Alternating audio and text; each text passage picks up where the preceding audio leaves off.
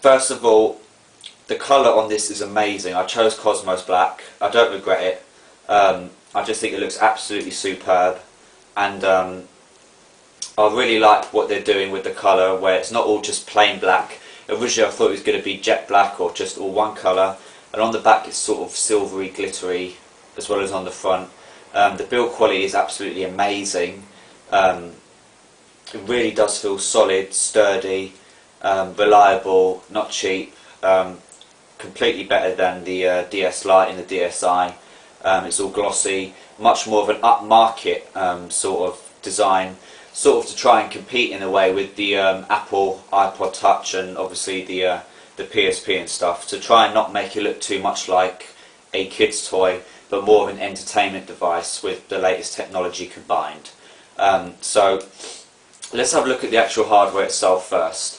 First of all, one of the downsides for me personally, this is all personally, so it's just my own opinion, the headphone jack should not be in the dead middle there. I don't know why it's in the middle, for whatever reason, but I just think it looks odd right in the middle.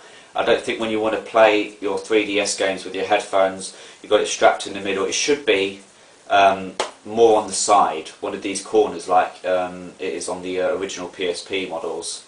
Also, I do not like these the lights here either, the light indicators for the charging and the power buttons. I think they should have kept it how it was on the original DS Lite with the 2 or 3 colours in the corner. I know they have a very small light here for when you're online with a friend or something, but I really do think they should have kept the lights up here, because when you're playing it you can hardly see the lights at the bottom, and the light does change colour when your battery is low, and you can hardly see it, especially with the wireless light. The wireless light is right on the side. You're going to be covering that light up with your finger and you can't see it, so it's really a shame how they've actually done that sort of bottom layout. It's really not good. The wireless plug is actually in the right spot. They've actually done a good job by putting that on the side. And the volume button as well is perfect as well for me. I don't have no problems with the volume switch being on the side. It's sturdy, it's secure, along with the wireless switch, and the SD card slot as well is in a good position. So you have got a few good things in a few good positions. The stylus is what annoys me as well. Why the hell did they put that up here for? I have no idea, and you can't even get it out easily. It's very stiff. And I've been watching a lot of review videos, and everybody says the same thing about the stylus being in the wrong place, and it's too difficult to take out. You've got to keep on. You really have to, before you play a game, you have to keep the stylus out separately. So you don't have to actually just pull it off, because it's just so difficult to get it out. And it shouldn't be there. It should be really on the side, but then of course you've got a few people who are playing it and it comes out easily on the side like it did with the DS Lite. So I don't know, maybe we shouldn't even have a stylus now. The touch screen should be good enough so we just use fingers, because the iPhone and the iPod Touch, they don't have styluses, so maybe this shouldn't have a stylus either. You've got your charging slot, which is in a decent position. I have no idea what that is. I think it's some sort of infrared port for connecting wirelessly. And the trigger buttons are really good as well. Really good feel, click. They could be a little bit bigger for my liking, just a tiny bit bigger. They look really thin, like they don't want to make them too big or something, but they'll do nicely. They're all right where they are. The 2 cameras on the front are positioned well, and with next to it you've got a light, much better than what the DSi did, which was just randomly put a camera in the corner. You've got the exact right in the middle. It looks really neat as well and tidy. And on the back, it looks perfect as well. So let's take a look inside. The speakers, the 2 speakers are situated good, as well as the camera. Much prefer the camera up here, another improvement over the DSi where it was in the middle. On the top it's much better. The 2 speakers, of course. And also the 3D effect slider is really in a good position as well. But I have one really negative issue, and it really annoys me, because this is one of the most important things that you use when you're playing your game, and it just feels so cheap. That actual switch, it's not, unlike the volume and the wireless buttons and everything, this feels a little bit loose. Maybe it's just my model, but you don't even, not even moving it, it's just really, it's just very lightly moving when you're just brushing your finger past it, and it just feels like it's going to fall off or something, and that really annoys me, because you're using you're using this all the time. So I could just imagine in a few months' time someone selling a DS on eBay and they've got that missing or something or damaged because it's just not secured properly. It's just really cheap and it annoys me a lot. D-pad put in a decent place, but I am obviously used to using the D-pad where the analog stick is. Analog stick is fantastic, much better than the PSP originals, really smooth and fluent, and of course you've got solid A, B, X, Y buttons. The power button is also in a good position. The start and select buttons are really good, but I'm not really a big fan of these buttons. They should have done touch sensitive buttons or something like the PS3 original, or just done something else. We don't have to press down on these rubber buttons. I don't like the home button being in the middle. I feel when you're playing you've got to really reach and stretch your thumb over to get the home button, or go like this, because you're using the home button all the time when exiting a game. The home button should really be above the power button, or maybe just, you know, next to the power button or something, you know, not right in the middle dead there. So it's a bit of a challenge, but anyway, that's the hardware. And now I'll talk about, that's the downsides mainly. Battery life isn't too good. I charge it fully, I get a couple of gaming sessions out of it, half an hour here, half an hour there. On average the battery lasts with the full 3D, because I always play my games on the full 3D maximum, doesn't affect my eyes, don't have no eye strain or headaches. You know, I've got glasses on so my eyes are messed up already, but I don't have no problems with the 3D on maximum. The 3D effect is absolutely amazing, but it does suffer, the battery life does suffer because it doesn't last. It lasts about 3 hours when I'm playing Ghost Recon or Asphalt. So yeah, really needs improving the battery life, maybe on the next revision or something, or just playing it on 2D, but then what's the point in having a 3DS? So the battery life for me is not a good thing. Also, camera quality. The front camera is in 3D, which is awesome, but it's very grainy. It's like VGA resolution.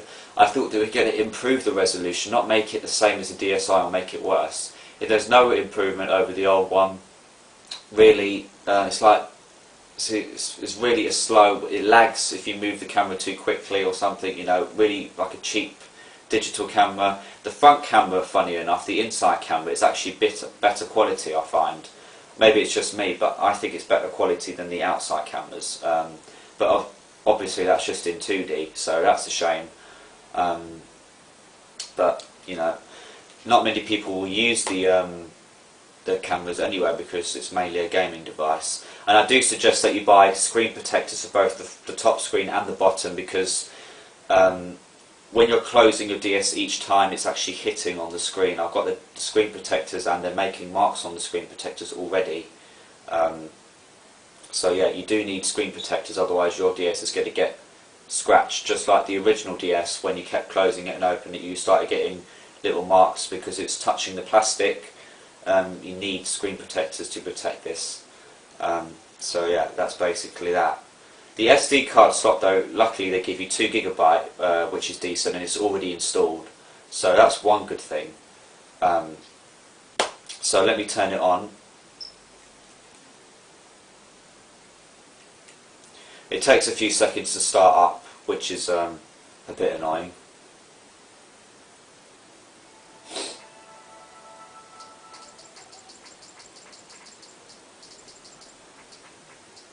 Another annoying thing is that you can't actually go on the internet, you have to wait for an update, so that's annoying. And also when you're adding friend codes for people, you've got to add their friend code and they have to add yours, otherwise you don't become friends with them, which is really stupid. I think it should just be one person adding the friend code and that's it, but that's just me personally. Maybe other people feel the same way. But yeah, it's really annoying how you register a friend and they've got to do it as well as you, otherwise you're not friends. So that's another annoying thing. You know, these are not really big problems, you know, because they're just little things, but they're just little things that could have been improved before the system came out, and it's a shame. You've got some really nice applications like Face Raiders, which is actually a fun game, fun mini game, app, whatever you want to call it. I haven't tried the AR games, so I can't tell you anything about that. The Mii Maker is basically the same as the Wii, but in 3D. The cameras we've talked about. So yeah, I'm going to go on to the games now, and then I'll come back to this afterwards.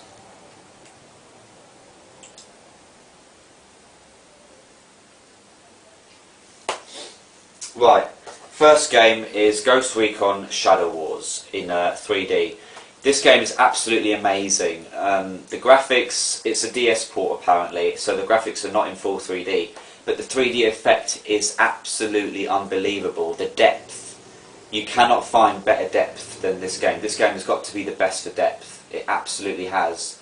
It's incredible. The game is very entertaining. It's like chess for Call of Duty fans, because turn-by-turn strategy-based game, really nice storyline to it.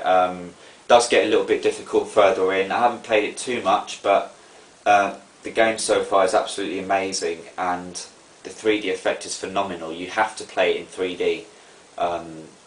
So yeah, I haven't actually played any Ghost Recon games before this, but to play this is just really, really good. The characters themselves could be detailed a little more. The actual scenery is really well detailed. It's very crisp, vibrant, colourful. But the characters are like sort of GBA graphics, which does spoil it a little bit, but you can't really do much about it. The game cases are what annoy me as well. I don't know why they put holes in here to try and save plastic, because you're not really going to save much plastic by putting a few holes in a case. You know, go to China and tell them to stop making all the Chinese crap everywhere, because this is not going to save plastic, and it just ruins it, because you could just easily put a little bit more pressure onto one of these points and it just goes through, because there's no support properly in the case. So that's another annoying issue, and I do think they will revamp these cases in the future. We'll wait and see on that. But overall, this game is superb. I give it 8 out of 10. For the 3D effect, it's got to be a 9 out of 10. 8 out of 10 for the actual storyline. Graphics, I give about a 6 out of 10. But the 3D effect does make up for the graphics loss, because it's just a DS port. But yeah, really good game. You must get it. Second game I got, which I didn't actually mention in my video because I got this a day afterwards, is Asphalt 3D. And the 3D effect in this is not as good as Ghost Recon, believe it or not. This is a full 3D game. Graphics are like PS2, and the 3D effect you can hardly see, you can hardly notice it properly. There's elements of 3D, but it's sort of like they haven't finished this game. It's not full 3D stereoscopic like it's meant to be. Or maybe it's just because it's a full 3D game, but I was disappointed with the 3D. The game itself is absolutely superb. I love it. That's why I got it, because I played Asphalt on the iPhone. Absolutely loved it, and I had to get it on this. The game itself is really good, and one of the good things about it is that when you actually activate the game, it automatically turns the sound settings into stereo mode. So you've got much better sound quality playing this game than you have with most other 3DS games. And the graphics are crisp, they're colourful, they're sharp. You know, they're not the best, but for a 3DS launch game they're definitely really good. But the 3D effect lets us down. The 3D effect is only about a 4 or 5 out of 10. You won't notice the 3D effect that much. Don't get this for the 3D effect. I didn't personally. I got it just because it was Asphalt and I love Asphalt. So don't get it for the 3D effect. Obviously get this for the 3D effect, don't get it for the graphics. But if you want good graphics, then you've got Asphalt, which is really good. And it's a fun game. It works really well with either the D-pad or the analog stick. And it is actually quite easy. Some little bits are difficult, but overall it's really easy to start off with. You've got really good cars, you can kit them out. And one interesting thing about the cars is that when you're actually driving, you're racing, you can actually see in the car, you see the little chairs and everything. I've never actually seen that in a racing game before. Maybe it's just to do with the 3DS or something, I don't know. But really unique game, racing game, but not for the 3D effect. 3D effect, you do have a 3D effect, but it's not enough.